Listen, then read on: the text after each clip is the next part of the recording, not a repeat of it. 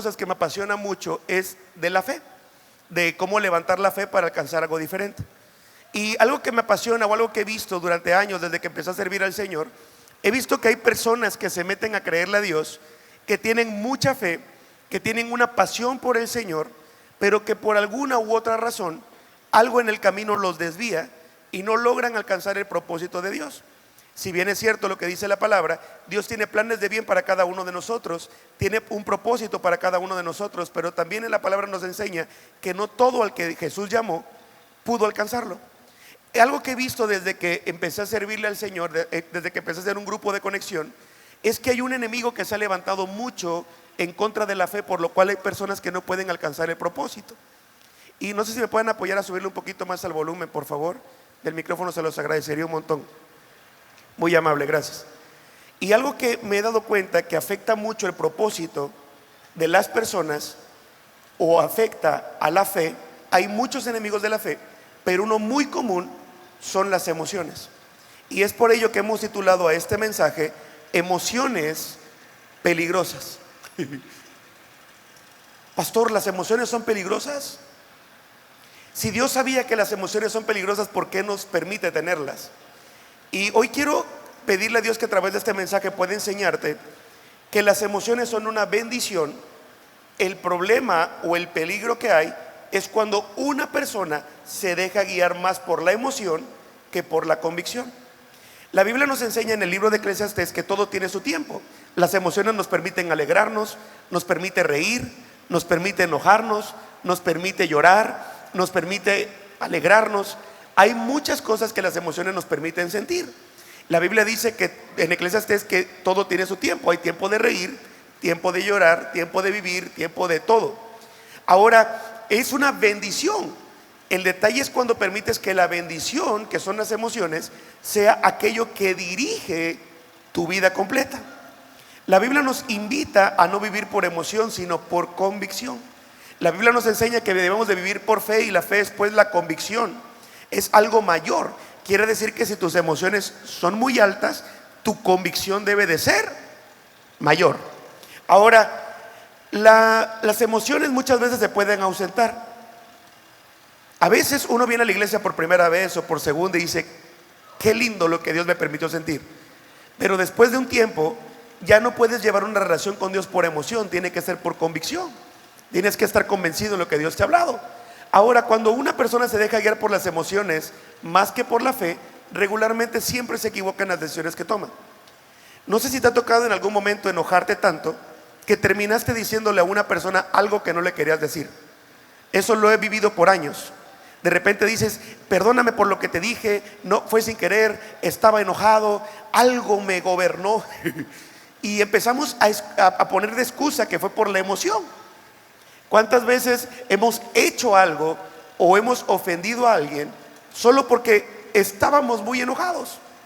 ¿Cuántas veces ponemos de excusa el enojo para poder hacer lo que a nosotros se nos da la gana? Bueno, pastor, es que lo hice porque me enojé, es que le hablé así porque me enojé. Y no sé si sabías que Dios sabe que somos seres emocionales, y por lo mismo nos deja una instrucción en su palabra. Vamos a Efesios 4:26 o 27. Además, no dejen o no pequen al dejar que el enojo los controle.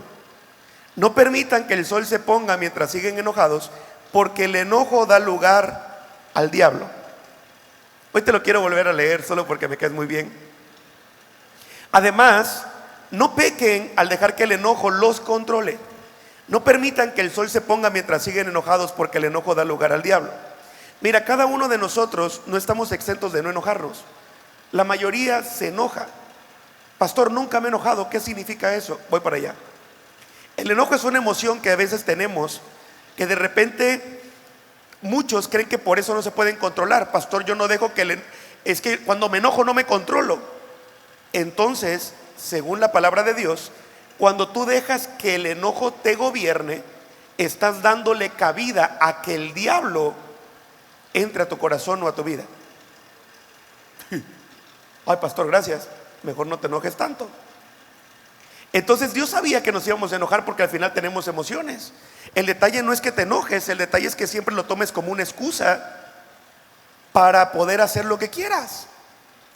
Pastor, es que yo quería llegar a la iglesia, pero de repente me enojé. Es que yo quería servir, pastor, pero me enoja. Es que yo quiero orar, pastor, pero me hacen enojar. Yo quiero cambiar, pero me hacen enojar. Yo dije que voy a dejar de decir malas palabras, pero ¿para qué me hacen enojar, pastor? Si ya saben cómo soy, ¿para qué me invitan? Entonces la responsabilidad no es del que se enoja, es de los demás.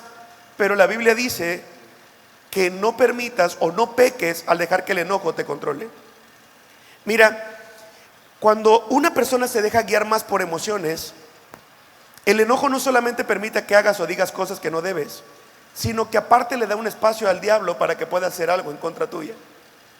Cuando una persona se enoja y empieza a agarrar una idea enojado, empieza a darle vueltas y vueltas y vueltas, el mismo enojo provoca que hayan cosas que muchas veces no queremos hacer. El enojo hizo que Caín matara a Abel después de la ofrenda por no querer hacer bien las cosas. El enojo nos permite hacer cosas. Dice la Biblia que el enojo muchas veces incluso puede provocar guerras. El enojo, todos podemos sentir el enojo. El problema es no dejar que el enojo te controle. Dile que está a tu lado: qué bueno que nosotros no nos enojamos. Amén. Miren, además que unos hasta el rostro tienen. Desde aquí veo que es de donde Dios lo sacó del enojo. Y este es un consejo que siempre doy a los matrimonios: nunca permitan irse a dormir enojados. Si algo les afectó en el día, háblenlo, platíquenlo. Es mejor platicarlo a que el diablo se pueda meter en tu matrimonio y de repente vengan los problemas mayores, donde hay orgullo y donde hay cosas. Pero también te quiero dar ese consejo a ti, para que no permitas, aunque estés casado o soltero, no permitas que el enojo pueda controlarte. Todos en algún momento hemos sentido enojo. Alguien que nunca haya sentido enojo, para que predique y yo me sienta mejor. Pero recuerdo que hace años fui una persona que me costó mucho cambiar mi vida, porque me justificaba que por algo Dios me había hecho así. Regularmente el enojón nunca quiere cambiar, quieren que todos cambien menos ellos.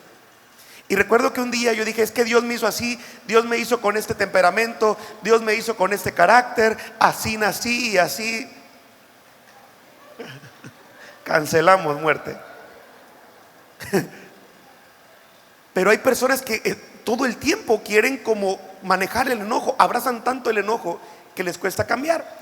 Y un día yo le dije: no, es que yo me enojo porque Dios así me hizo. Y me dice una persona: Oscar, Dios así te hizo. Yo dije: ya está. Y me dijo: el problema es que el enojo lo ocupas para algo malo, no para algo bueno, me dijo. Me dice: ¿por qué no te enojas cuando cuando algo te quiere impedir llegar a la iglesia? Me dijo. Y llegas a la iglesia porque ese enojo te hizo no faltar y cumplir con lo que tenías que hacer. ¿Por qué no permites que el enojo te permita servir? Ahora no que sirvas enojado, pero que te enojes cuando algo se ponga enfrente y que no te permita servir. Porque mira, amado, regularmente ocupamos las cosas malas para las cosas buenas para las cosas malas, pero nos cuesta ocupar las cosas malas para las cosas buenas. Cuando algo malo te pasa, por ejemplo, tienes un viaje y algo malo te ocurre, tú dices: no vas a impedir que el viaje se lleve a cabo porque ya tengo mis planes. ¿Te ha pasado alguna? No levantes tu mano. Pero cuando es la hora de venir a la iglesia: pastor, yo quería ir, pero me levanté tarde, pero alguien se ofendió en mi casa. Entonces nos ponemos muy sentimentales a la hora de que tenemos que hacer algo por Dios, creyendo que Dios va a permitir que la emoción nos dé la oportunidad de hacer lo que nosotros queremos, cuando Dios quiere que nos movamos por convicción y no por emoción. Y mira, amado, muchos cuando tienen emociones se alejan de Dios, cuando deberían de permitir que las emociones los acerquen a Dios. ¿Sabías que las emociones son tan peligrosas que en algún momento quieren alejarnos de nuestro propósito, o casi siempre? Algunos se dejan guiar en una relación por Dios por emoción. Si hoy me siento bien, voy a la iglesia. Si hoy no me siento bien, Dios sabrá, Dios conoce. Sí, lo he escuchado por años. Entonces muchos creen que el enojo es una justificación para abandonar el propósito. Pastor, es que yo estaba sirviendo, yo estaba muy bien, yo hacía todo bien, pero de repente me enojé con una persona, me enojé con alguien de mi grupo, me enojé con alguien de la iglesia, me enojé, y estás dejando que el enojo controle lo que haces.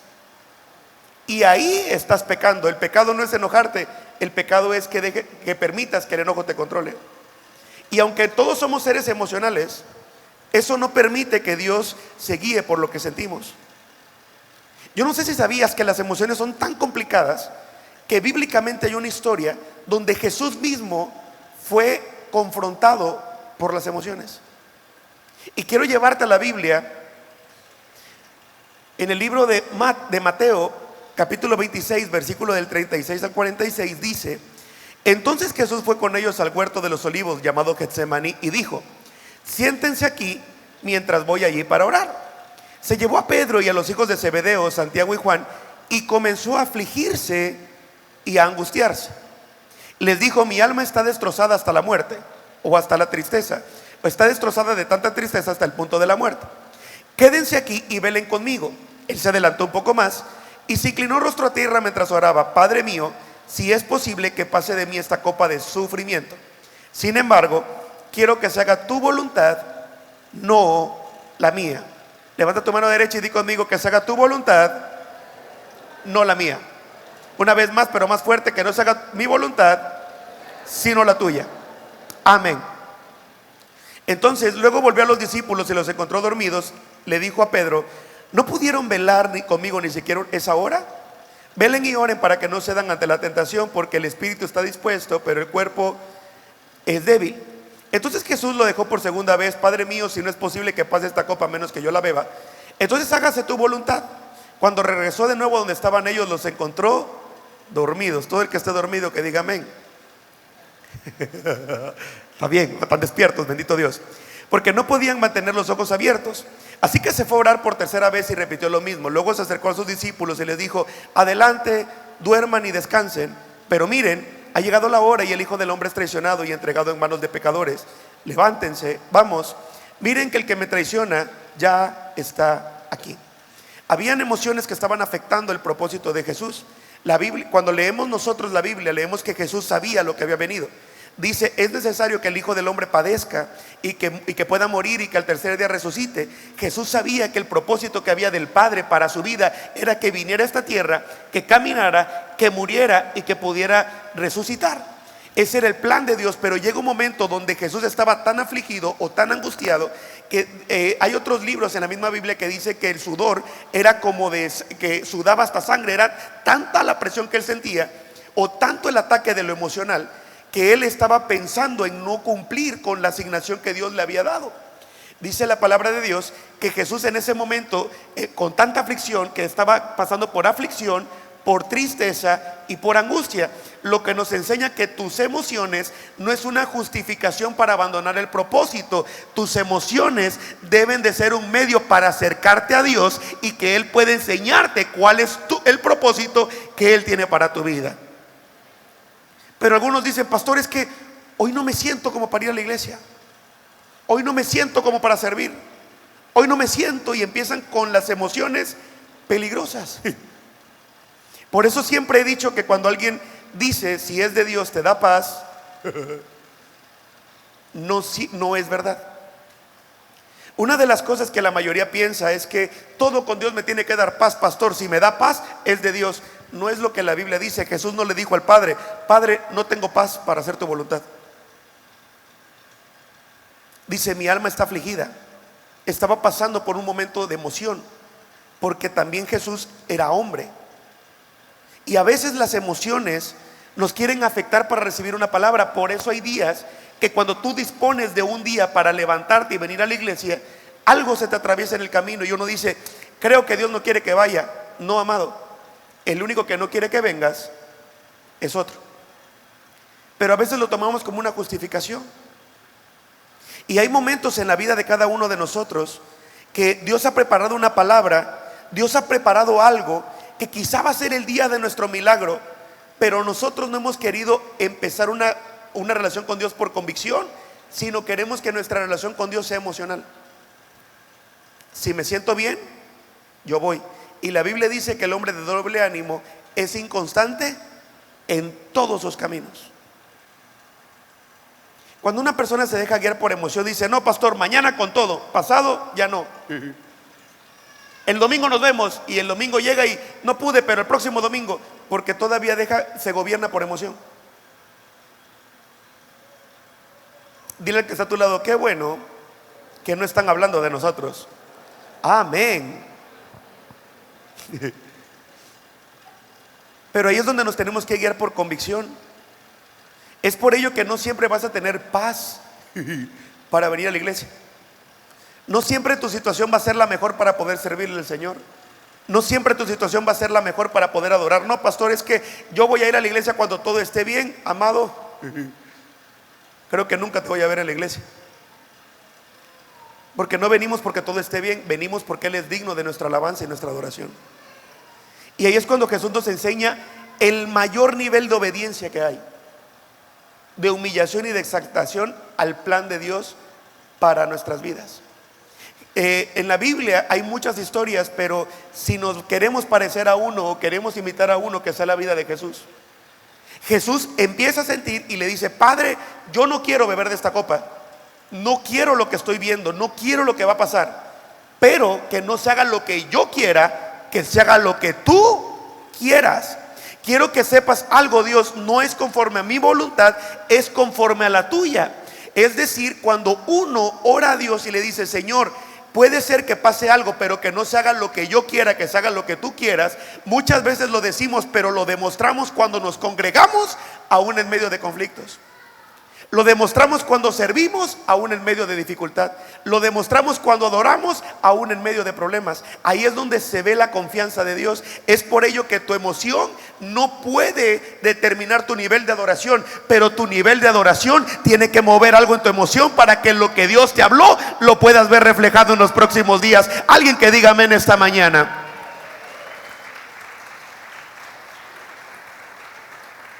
Me impresiona que Jesús no dijo: Padre, soy tu hijo, ¿por qué permites cosas malas? Eso nos ocurre, ¿cierto? Cada vez que viene una adversidad a nuestra vida. Pero pastor, si estoy llegando a la iglesia, ¿por qué me ocurre algo malo? Porque se nos olvida que la Biblia nos enseña que todos vamos a pasar por momentos de dificultad. Estés con Dios o no estés con Dios, vas a pasar momentos difíciles. Mejor que Dios esté contigo. Ningún amén. Gracias por tu entusiasmo. Entonces muchos creemos que por estar con Dios no nos debe de pasar algo. Y en el camino con Dios, el problema de muchos es que muchos quieren que se haga su voluntad, pero no la de Dios, sino la propia. Empezamos mis planes, lo que yo quiero, lo que yo anhelo, lo que yo deseo, y dejan a un lado el plan de Dios para sus vidas. Pastor, es que yo siento, y empiezan a guiarse más por sentimientos que por convicción. Es que yo creo que no debo de servir tanto. Hay algunos que hasta dicen: cuando yo sienta voy a ayunar. Como que un día se van a levantar: qué ganas de ayunar tengo hoy. No ocurre, amado. Hasta hoy no me ha ocurrido. Entonces algunos se quieren ver espirituales cuando convocamos al ayuno de enero. Yo de repente me acerco con alguno y le digo: oiga, ¿vas a ayunar? Pastor, estoy esperando que Dios me lo confirme. Se quieren ver tan espirituales que se ven todo lo contrario. Algunos dicen: estoy esperando la confirmación de Dios. Cuando yo sienta el anhelo de ayunar, lo voy a hacer. Y amado, o de orar, o de congregarme, o de servir. ¿Cuándo será que va a servir, hermano? Los tiempos de Dios. Es que, amado, muchos agarran verdad de Dios para poder hacer sus excusas como quieran. Entonces algunos dicen: siento que las cosas no deberían de ser así, siento que la palabra no debía de ser esta, siento que la palabra era para mí. Para ti era, amado. Siento que la alabanza debería de cambiar. ¿Te imaginas que Dios fuera que se guiara por emoción? ¿Te imaginas cuánta diversidad de opiniones hay hoy aquí? Por eso Él se guía por su verdad, no por lo que uno siente. Entonces muchos, por dejarse guiar por lo que siente, terminan perdiendo el propósito de Dios. Pastor, es que yo siento que no es malo que dejar un hábito, porque no lo hago con maldad. ¿Cuántas veces Dios nos ha pedido algo y decimos, bueno, pero tampoco es para tanto? Pastor, yo quiero cambiar mis palabras, pero digo muchas groserías, pero bueno, poco a poco. Yo quiero cambiar mis hábitos, pero yo siento que Dios me ama así como soy. Y te dejas guiar más por lo que sientes que por lo que Dios te habla. Quiere decir que tu nivel de emoción está por encima de tu nivel de convicción o de fe. Las emociones son peligrosas en todo momento, incluso cuando recibes una palabra de Dios. Ay, pastor, ¿cómo cree? Mira, pues, de repente Dios te habla de una o de otra forma, a través de una persona, a través de alguien, y te dice, te vas a casar. Y tú estás soltero o soltera. Y cuando Dios te dice eso, tú dices, me voy a casar. ¿Con quién? Cálmate. No, es que, pastor, este está llegando a la iglesia. Cálmate. Entonces la emoción te hace tomar decisiones equivocadas. La emoción te hace que aun cuando Dios te da una promesa, tú digas, no, ya le voy a ayudar al Señor. Señor, te estás tardando y ya me dijiste, y aunque sea.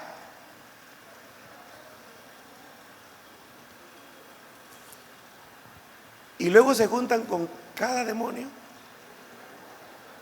Pastor, ayúdeme a orar para que me libere. Si tú lo agarraste, hija.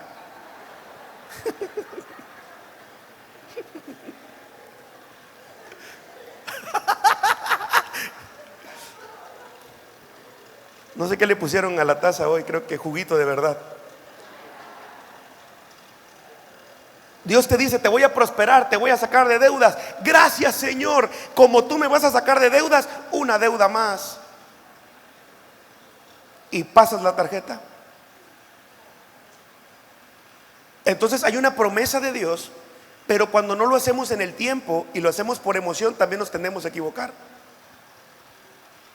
Por eso hay muchas personas que se mueven por emoción en las palabras y no ven el cumplimiento porque se adelantaron. Y luego Dios cumple, pero como hay temor, no dan el paso. O uno sale con una palabra tan emocionado que cuando pierde la emoción, dice, creo que Dios no lo va a hacer conmigo. Hay otros, amados, que lamentablemente piensan que Dios cambia de opinión cada rato. Pastor, Dios me dijo que aquí voy a crecer y aquí voy a adorarle a Dios, y que esta es mi casa. Gloria a Dios, hermano, lo creemos juntos. Y a los días pasa algo. Dios ya me dijo que aquí no, pastor. Yo le digo, bueno, o fue Dios o fueron tus emociones. Porque es sencillo hasta responsabilizar a Dios de nuestras decisiones. Te lo voy a enseñar bíblicamente porque me quedaste viendo. ¿Será que lo dice por mí el pastor? Por ti lo digo. Pero bíblicamente hay un momento donde Dios le da una promesa a Abraham. Le dice, tus generaciones las voy a multiplicar, te voy a hacer una persona con tus generaciones multiplicadas. Y le empieza a dar una promesa de te voy a bendecir, te voy a multiplicar. Y le da una promesa increíble. De repente Sara se desespera y le dice, oye Abraham, fíjate que han pasado algunos años, Dios te prometió un hijo y no me lo ha dado, creo que no es por mí, va a ser a través de Agar. Y le pone una mujer y dice, por favor con ella, Abraham. Y Abraham dice, heme aquí, envíame a mí. Ahí no pidió confirmación, no pidió nada, dijo, ya está. Y hace algo que se adelanta al tiempo, y Dios dice, bueno, voy a bendecir a esa generación, pero también te voy a dar a la promesa. Y ese adelanto o esa acción por emoción, hasta hoy hay conflicto por esa decisión. ¿Cuántas veces somos tan emocionables que decimos, Dios, voy a hacer algo, y si es tuyo, bendícelo, y si no, también bendícelo, porque si no, y luego te pido que lo corrijas? Tomamos decisiones sin considerar a Dios. Y cuando estamos en el problema, Dios, ¿por qué quisiste que pasara? Y no es que Dios haya querido, fue que tus emociones no te permitieron escuchar a Dios.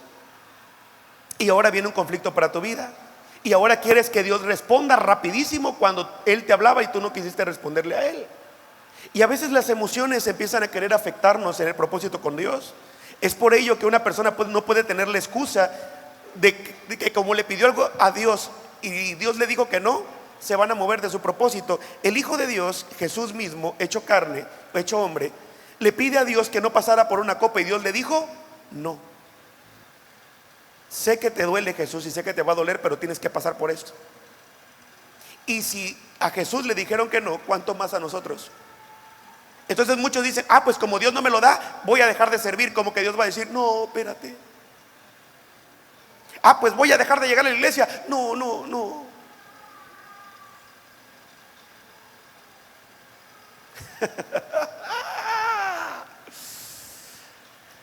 ¿Se escucha bien el micrófono? Gracias, solo quería. Dile que está a tu lado, más convicción, menos excusas.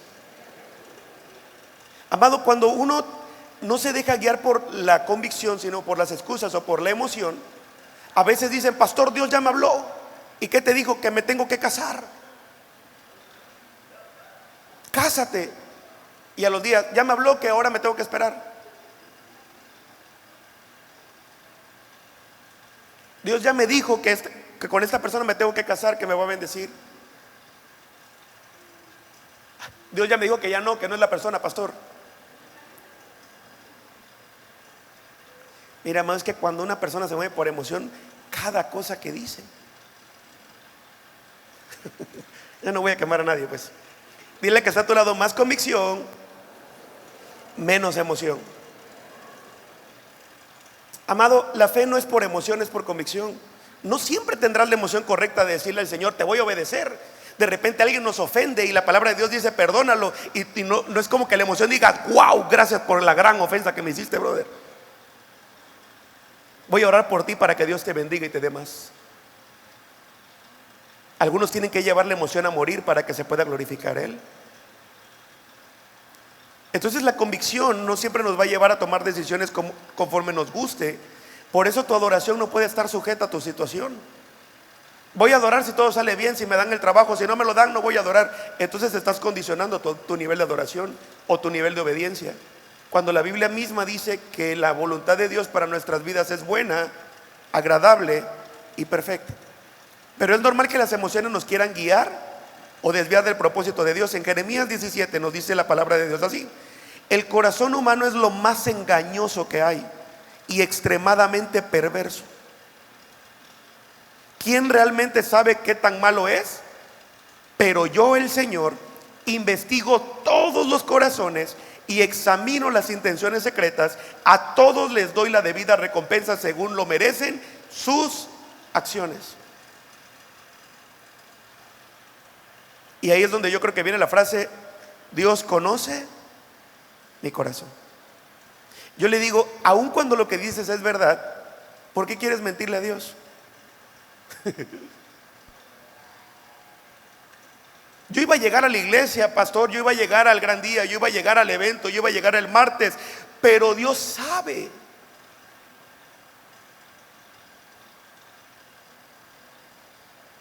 Y a veces, aunque Dios sabe que no hiciste el mínimo esfuerzo por ir, tú dices, bueno, pero Dios conoce cuánto lo amo. Y a veces ponemos una verdad de Dios como una excusa. He conocido, mira, algo que me apasiona mucho es hablar con personas que tienen una meta en la vida. Hace unos días tuve la oportunidad de conocer a un deportista de alto rendimiento y recuerdo que esta persona se empezó a preparar por mucho tiempo. Al tiempo logra sacar el primer lugar en el deporte que él hace. Un día estamos platicando él y yo y me dice, Oscar, ¿qué crees? Gané el premio. Y le digo, mira, felicidades. Y en la plática él me empieza a decir, ¿sabes que hay cosas que a veces me molestan? Que las personas piensan que todo es fácil en la vida. Y ahí fue cuando trajo mi atención. Me dice, una de las cosas que ocurren es que hoy gané el primer lugar. Hay personas que piensan que fue porque alguien me ayudó, que fue porque alguien tuve favor, que piensan que fue por suerte, pero no fue así, me dijo. Yo no sé si sabías, Oscar, pero tuve que hacer sacrificios en mi vida personal. Tuve que dormir cuando otros querían salir de fiesta. Tuve que dejar de comer cuando otros comían de más. Incluso llegaban, comían cosas que se me antojaban y tenía que aprender a decir que no porque tenía que ganar la competencia. Tuve que dejar de hacer cosas en mi vida para irme a entrenar Y cuando otros hacían de su vida lo que querían, yo me ponía a entrenar. Entonces hoy el premio que estoy recibiendo no es solamente por algo externo, es por cosas que hice para poder alcanzar el premio. Y esto me llamó la atención demasiado. Y esta persona nunca mencionó a Dios. Lo que él me dijo fue que la convicción que él tenía en ganar era la suficiente para poder hacer toda esa cantidad de sacrificios para poder alcanzar algo, un premio terrenal y no celestial. Y a mí me sorprende algo, que si la Biblia dice que nosotros tenemos al Espíritu Santo de Dios, el mismo Espíritu que levantó a Jesús entre los muertos es el mismo Espíritu que está en nosotros. Si Él es quien nos da las fuerzas, si Él es quien nos acompaña, si Él es quien nos fortalece, ¿por qué nos cuesta tanto hacer lo que Él nos pide? Porque quizá el Espíritu Santo de Dios está contigo, pero tú no has dejado convencerte por Él que hay un plan mayor para tu vida. Y si puede pasar el piano, por favor. Muchos quieren sentir todo el tiempo porque no han comprendido que no se trata de lo que sentimos, se trata de nuestra convicción. ¿Te imaginas que solamente hiciéramos las cosas cuando lo sentimos? Hoy siento ganas de bañarme, en 2 semanas no. Vienes a la iglesia, levanta tus manos y todos los hermanos sentimos que te urge bañarte. O hacer limpieza cuando tienes ganas. ¿Te imaginas que todo en la vida fuera así? Es por ello que debemos saber que los planes de Dios para nuestras vidas es mayor y que nunca se trata de nosotros, siempre se trata de Él. Di conmigo, no es para mí, es por Él. Por eso la Biblia dice en Romanos 12:2, y con eso quiero ir concluyendo el mensaje: no imiten las conductas ni las costumbres de este mundo, más bien dejen que Dios los transforme en personas nuevas al cambiarles la manera de pensar. Entonces aprenderán a conocer la voluntad de Dios para ustedes, la cual es buena, agradable y perfecta. Levanta tu mano derecha y di conmigo: la voluntad de Dios para mi vida es buena, agradable y perfecta. Amén. Dale un aplauso al Señor, por favor.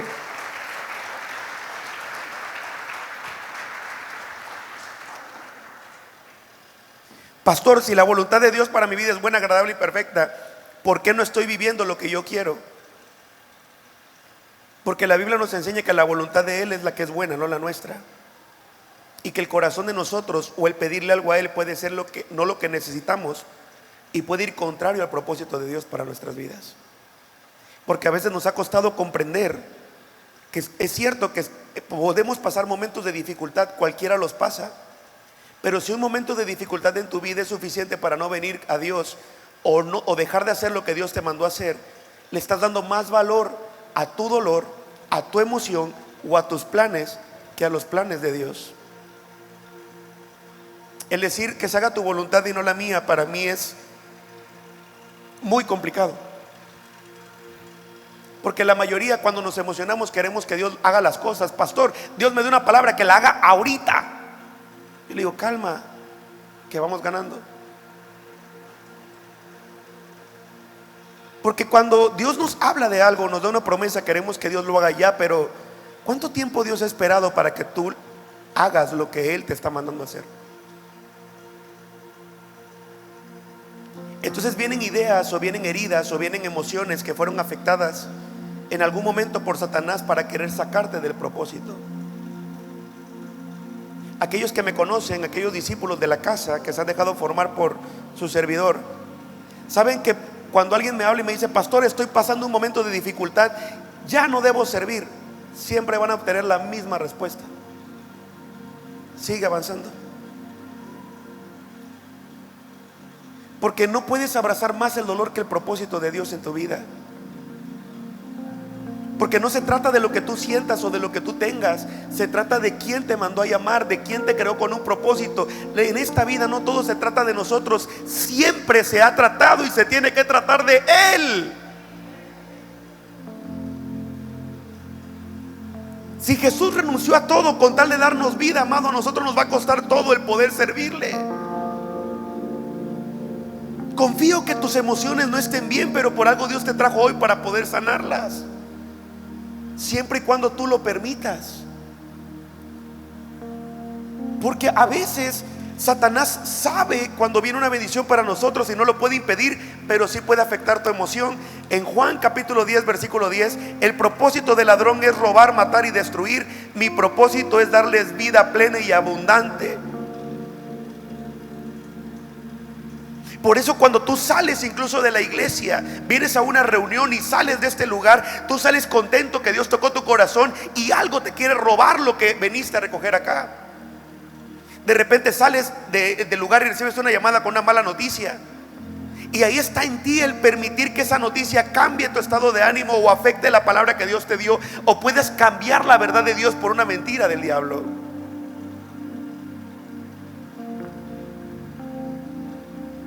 He conocido a muchas personas que han dejado abandonado el propósito de Dios por una mentira.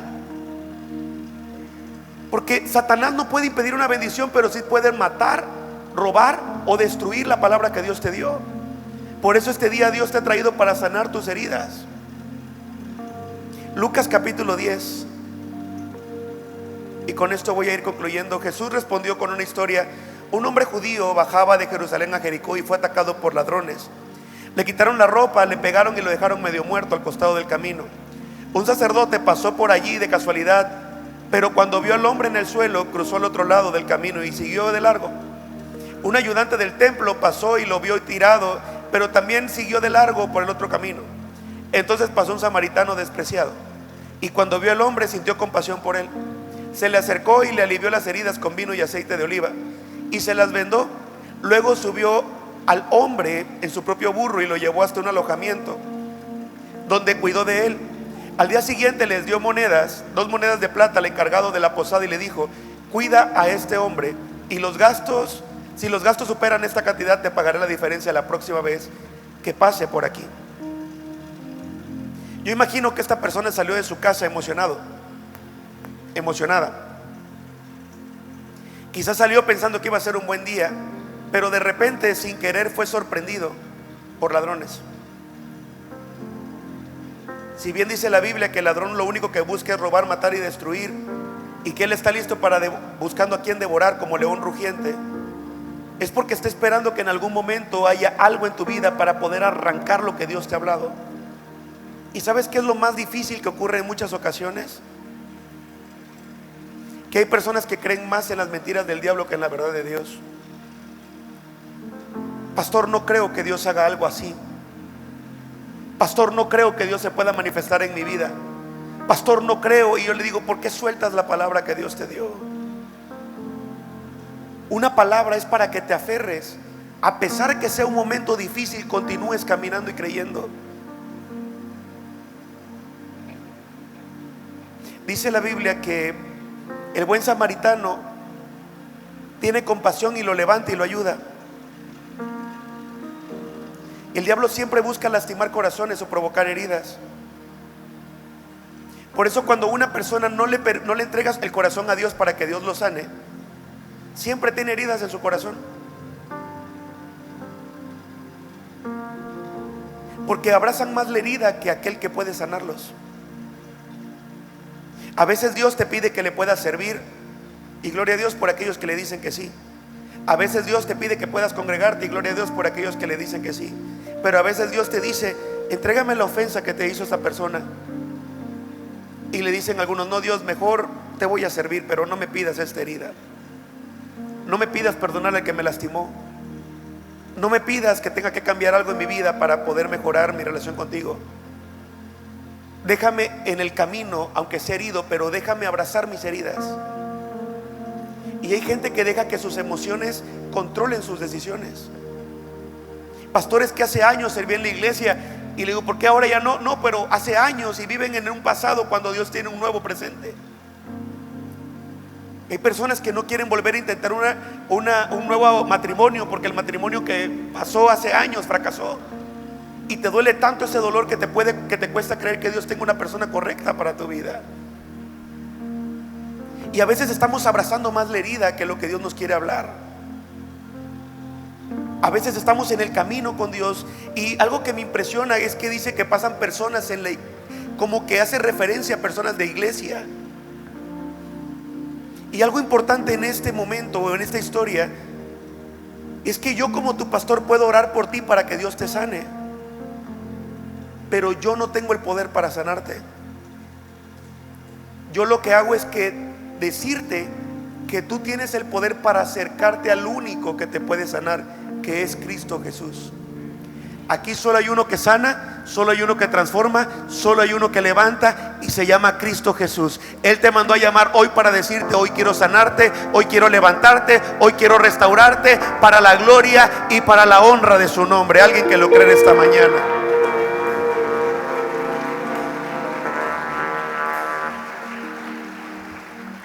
Hay muchas personas heridas en el camino con Dios, lamentablemente. Personas que se queden en la orilla, que aun cuando una persona llega y le dice: vamos, hay algo nuevo para ti, te dicen: no, a mí déjame como estoy. Oh, lo he vivido por años, amado. Hay personas que invito a la iglesia y le digo: vamos a la iglesia. No, ese lugar no es para mí. Nunca han ido a una iglesia. Lo único que reflejan es la herida que tienen. Y siempre les digo: tranquilo, cuando quieras ir, me avisas, ahí te espero. Lo único que nos puede sanar es acercarnos a Jesús. Yo no sé cuánto tiempo llevas viniendo a la iglesia, pero esta mañana Jesús te trajo para poder sanarte, siempre y cuando tú se lo permitas a Él. Quiero bajarme en esta hora para cerrar el mensaje de hoy.